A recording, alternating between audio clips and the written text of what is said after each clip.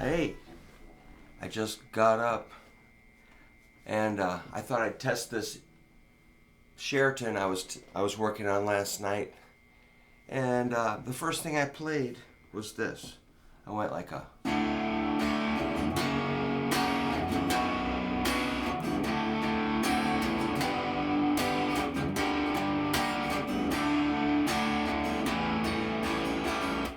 And I'm like, that's a gift. Let's kill some of that fuzz, man. So that was D, F sharp 7, B minor, D7, G, G minor, D. You could stay on D, or D, F sharp 7, B minor, D7, G, G minor, D, A7. I wonder how many measures that is. Let's count some bars. 1, 2, 3, 4, 5, 6, 7, 8. I kind of like to count measures and just say, hey, it's an 8 measure figure. It repeats. It gives you something like some boundaries and borders. It's not endless.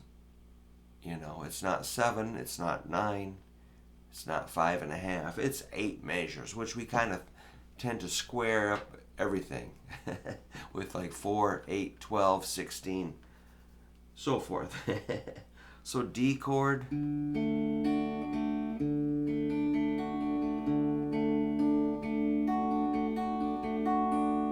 You probably know D, index middle ring. If not, you probably need my chord book. Okay. Then the F sharp 7. Bar chord at the 2nd fret. Take your pinky off. And my ear just went, it pulled me to this D7. I just knew I could hear what that was going to sound like before I played it. D7. So that's D, F sharp 7. Oh, it's B minor first, then D7. I think that sounds really classic. D, F sharp 7, B minor is also at the 2nd fret.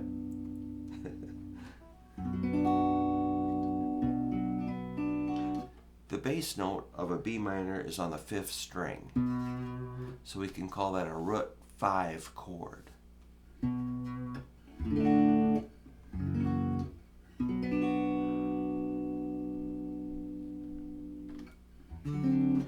The reason I picked B minor to D7 was because this B note goes up to C. In my mind, I could hear it.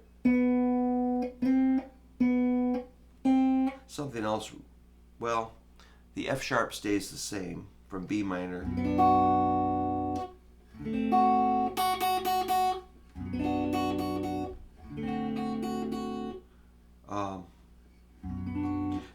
This B goes down to an A.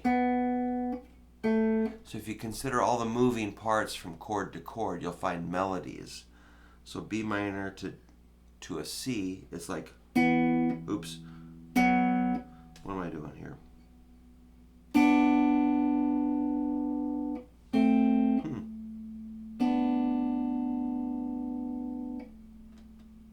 Not sure what I'm thinking here.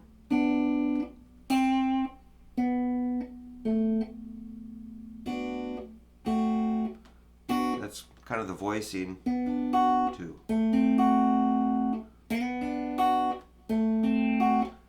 The F sharp would stay the same, but kind of goes down to the bass. Not a big deal. Alright, then you got a G. G, in this kind of a progression, G likes to fall down to minor. Major is kind of like strong and positive, and then it sort of sinks to minor, which is a powerful kind of, it's a device we use. It's pretty predictable and it's common, but it does kind of have an emotional impact on your sound. You know, it's just like major sounds nice, then you drop it down to the minor, which pulls us back to the D.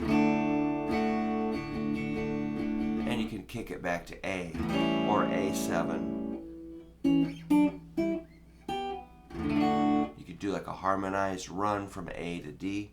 So again, the chord progression: D, F sharp 7, B minor, D7, G, G minor, D.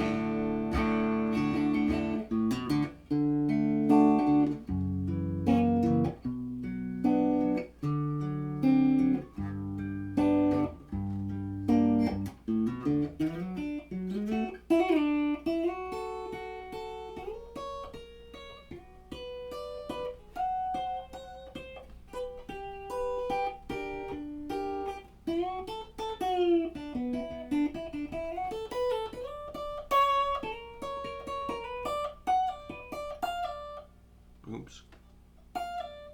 What am I doing? I'm kind of getting lost.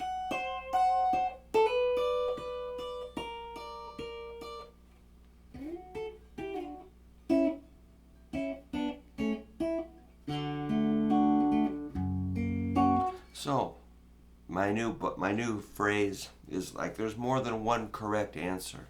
There's multiple solutions. There's not just one correct answer. So it's kind of fun to kick that around. I've been coming up with lots of little ideas around that. But when you're improvising, there's not just one solo. That's what's fun about it. You solve the equation multiple times quickly in real time. That's what's freaky, you know, changing your soloing to fit the chord.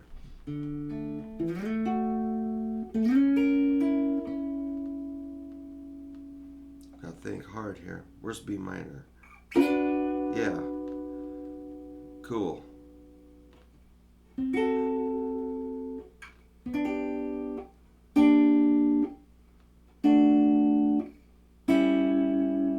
Wow.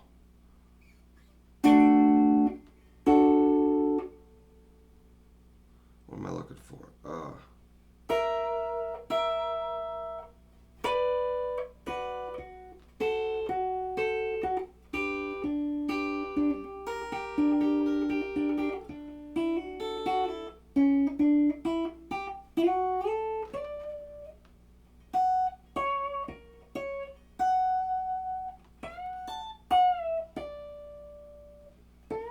Oops.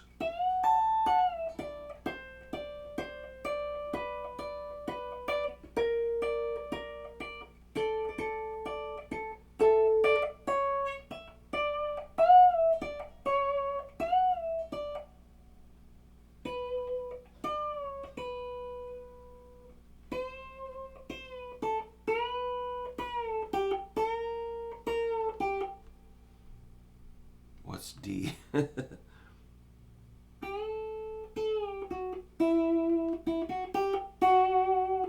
Wow, this is pretty fun. So, just wanted to share. It's a pretty spontaneous video, keeping it real. All I really was going to do is play the chords and see what happened. And then I started thinking of solos, lines, you know, hooks, melodies, some way to express that chord progression. Which I suppose if you're a good piano player, this would be simple. But for guitar, you know, we're navigating that neck, the strings, and the fingerboard, the multiple. You know, how many Ds are there of the same pitch? So it's kind of a minefield on guitar. So the thing I'm kind of telling my students is, like, if you don't know every note on your neck pretty quickly,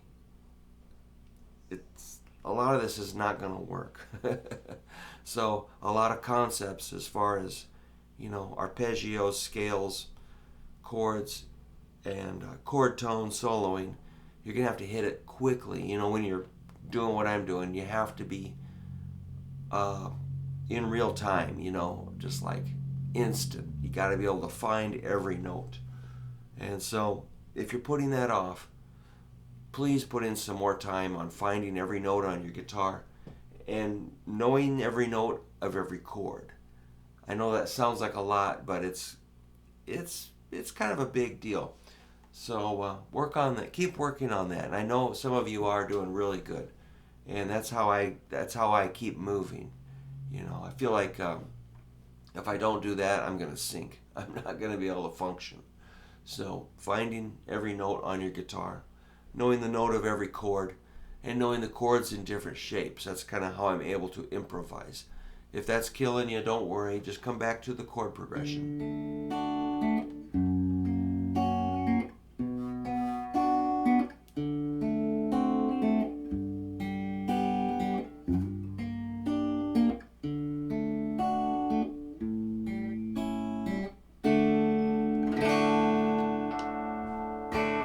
All right. Make up your own chord progression or use this one. Thanks a lot for hanging out. Subscribe if you subscribe, it would help me a lot. Take care.